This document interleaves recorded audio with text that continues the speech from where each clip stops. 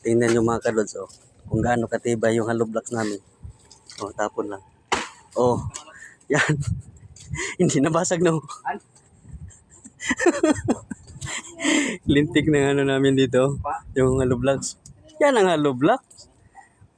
Hindi mabasag pag, itatapon. Oh, magtapon kami ulit. Oh. Gagis. Oh. Tingnan mo. Ang hollow blocks dito mga kadods, kahit gaano kalayo itatapon mo, hindi mabasag.